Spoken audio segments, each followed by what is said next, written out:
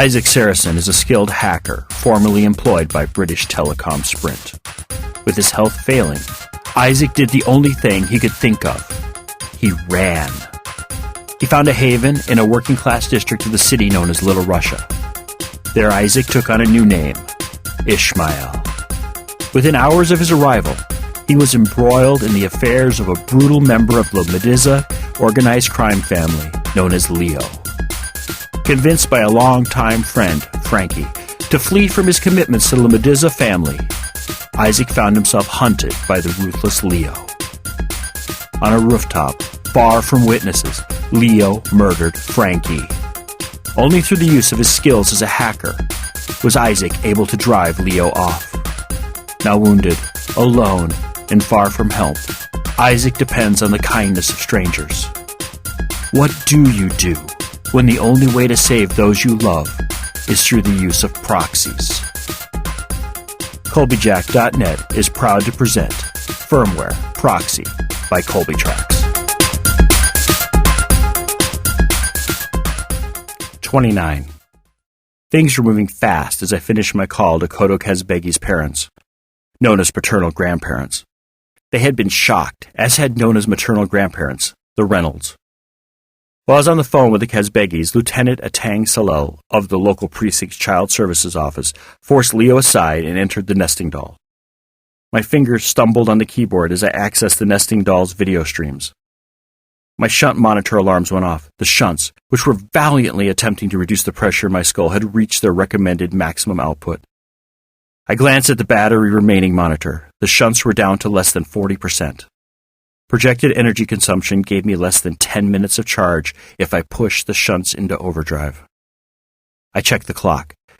There was less than 5 minutes left before Rama brought the hammer down on the Red Square network. I cursed my overconfidence. I had been so sure I could handle the situation well before the shutdown, a shutdown which existed for no other reason than my slender hope it would draw the system's operator, SysOp, out of hiding. Mospa Anna would have to check out the switch after it failed. I was sure Leo would not allow his bar to stay offline longer than necessary. His anger alone would guarantee that Mospa Anna had to repair the network, and when she did, I would gather her credentials and network addresses, allowing me to buy my freedom from BTS. Yes, I had endangered Nona in order to gain my freedom. There, I said it. I was just another man using Nona. I cranked the shunts to maximum power. I would only need them for the next few minutes. There should be enough charge left after the network fell to keep me alive another few days. Besides, if I didn't succeed, I didn't believe I wanted to live much longer. The shunts whined in my head. The metallic taste receded, my vision cleared, and the computer commands flowed through my fingers. In a small window, I watched as a squad of armed Riot Police stormed in the open front door. Leo stood aside, letting them in like a host greeting guests at a party. In another window, I watched as a different squad ran up the southern stairwell. Lieutenant Salal sprinted up the stairs at the lead. In front of the nesting doll, I saw Nicole's Opemapo running suit blazing like the sun, a tiring light show of red bears dancing on a yellow background. Leo turned to the two officers who bracketed him. I saw his lips move as the third and last squad of Riot Police ran past. I noticed that the only police watching the building were the two with Leo. The remaining 24 or more officers were dealing with the crowd of reporters and gawkers who surged against their line as the riot squad stormed the nesting doll. Leo nodded at the officers with a knowing smile. He turned nonchalantly and vaulted the low stone wall which served as the stoop's railing. He landed next to Nicole, who smiled and nodded at Leo. Leo must have noticed Nicole's strained runner's energy, his posture of being ready for the run of his life, because he stopped for a second and frowned at Nicole. He appeared to be about to do something. What, I don't know, but his body language reminded me of my beating at his hands those many weeks ago in the apartment over Georgie's Market. He stopped himself when one of the officers on the stoop glanced toward him. Leo turned and jogged slowly north along Tbilisi in the direction of Roanoke Park. He ducked under police tape 50 yards down the sidewalk, smiled at the officers there, and continued down the street. It was only as he passed out of range of my street cameras that the officers by the door began shouting and running after him. Nicole stood braced for action, his Opemapo running suit flashing a maddening series of animations showing a bear wrestling with an eagle. The police ignored him as they ran after Leo. I glanced back at the window showing the first floor of the nesting doll. The last squad into the building was working from room to room in pairs. A pair of officers secured the north elevator. Another pair was on the south. At each of the 2 stairwells, a pair of officers waited as well. I'd seen this on countless police dramas. The Riot Police would work their way, floor by floor, up the building. Whatever secrets Leo held in the nesting doll would be revealed to the world, unless, of course, the Riot Police were in his pocket. I couldn't think of that. Just had to think about Nona. I caught a flash of light as Nicole raced up the now abandoned stairs into the nesting doll.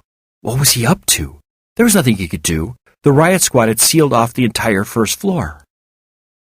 I didn't have time to worry about Nicole, not when Nona was at risk. I checked the south stairwell cameras. I found Lieutenant Salel and her squad at the 20th floor. Their faces appeared flush. They continued up the stairs relentlessly, despite the nearly 40 pounds of equipment each officer carried. I set the stairwell window to the 34th floor, Nona's floor, so I could see when Lieutenant Salel and company arrived. I didn't know why it took me so long to think of it, but I suddenly realized I didn't even know if Nona was in her room. I opened a window on her room, and it was empty. I could see the door standing open, the room torn apart, as if someone had packed in great haste. I cursed a blue streak and began dialing through the camera feeds on the 33rd floor. I glanced at each, just a moment, before moving to the next. The stairwells were covered. The elevators shut down. Where could they have taken her? I was sure she had been moved only recently. I pulled up the official plans for the building. 2 stairwells, north and south. 2 elevators, north and south. I was missing something. I pulled up the plans for the 35th floor, the floor where Leo lived with his sister and nephew, and studied them quickly. My eyes jumped around the plans, looking for anything out of the ordinary. Then I saw it. In the private area, out of view of the hallway cameras, was an elevator. An elevator which shared a wall with the southern elevator, but which was separated from it by a wall. I glanced through the plans, picking floors at random. The southern elevator shaft was larger than the northern on each of the lower floors. But there was no notation there was a second elevator except on the 35th floor. Nowhere, that is, besides the 3rd basement. 3rd basement? That made no sense. Why would anyone build a private elevator which ran from what could be referred to as the penthouse to the lowest floor in the building? There had to be something in the plans. I didn't have time for these questions. Lieutenant Salel and her squad was just passing the camera on Nona's floor. I still didn't know where Nona was. If I didn't find her soon, she would disappear into the mass of the city, never to be seen again. I ran through the video feeds until I found one labeled Penthouse 1. I took a chance and opened the feed.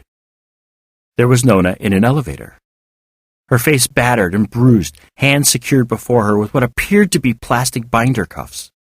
Before her, I caught the top of what could only have been a stocky woman's head and shoulders. 2 rough-looking men in gray suits stood on each side of her. They looked nervous, their eyes glued to something above the camera's point of view. There was nothing on the plans to suggest a basement exit. But who knew what wasn't on the plans? I checked the clock. Less than a minute to go before the lights went out on the red square switch, and with it, my view into what was happening. I activated my phone tools and dialed Lieutenant Salel just as she entered the doorway to Nona's room. I watched her check her phone and sigh. She answered anyway. "This is not a good time," she snapped.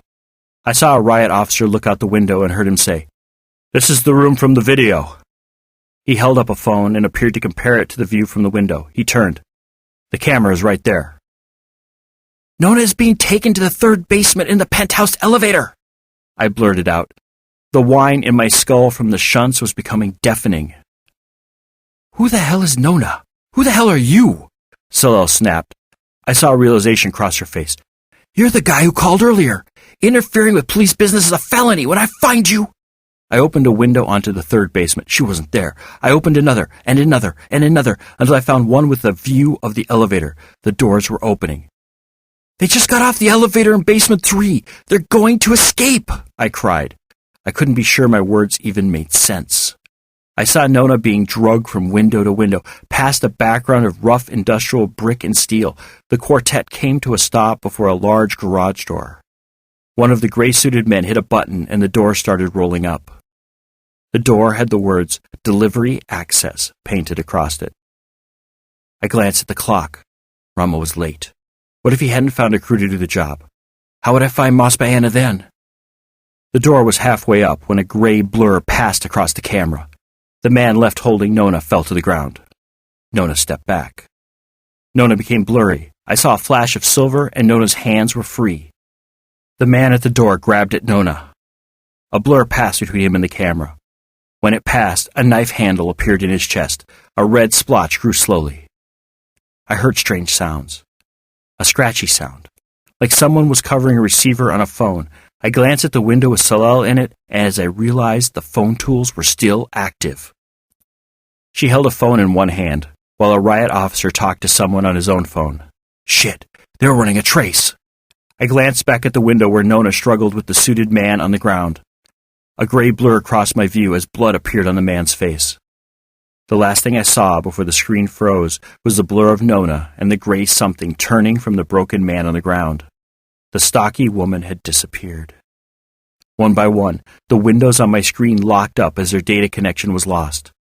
I heard 2 more scratches from the phone tools before that connection was severed as well. Rama had shown up with his crew. The red square was offline. I fell back in my bed as my shunt monitor began screaming. It was at that moment I realized I couldn't hear the shunts anymore.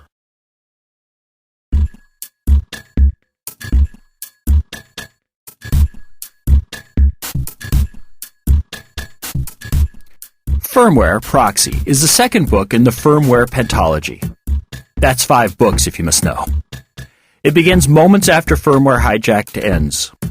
So if you haven't heard or read Firmware Hijacked, this would be a good time to head on over to Colbyjack.net and either download the podcast on the audio side, read the episodes on the visual side, or download the Colbyjack Sunday Reader issues 1 through 20 in your choice of either EPUB or Mobi. Firmware Hijacked and Proxy are both available in ebook versions from our store at shop.colbyjack.net, amazon.com, and Barnes & Noble. Just search for Colbytrax. That's Colbytrax. I'm the only one. A complete audiobook version of both Firmware Hijacked and Proxy is available for download through our shop as well. If you don't need any stuff, but would like to support our work, drop on by Colbyjack.net and hit the pretty little donate button conveniently located on the right-hand side of the blog roll. If you're on a smaller screen, the button will be found at the bottom of the page. Firmware Proxy is released under a Creative Commons, non-commercial, attribution, share-alike 3.0 license. Do what you want with it, just don't sell it and always tell people where it came from. If you received this from a friend and want more information about Colbyjack.net and our split personality website, just drop on over to Colbyjack.net and select either the audio or visual side. The audio side carries our podcast, while the visual side carries our writings. Whichever side catches your fancy is fine with us. We're of 2 minds about the whole thing anyway. If you want to get social with me, I do mostly Twitter. So if you do the tweets and want to follow me, I'm Colbytrax. Spelled the same as above, Colbytrax. We could sing that all night long.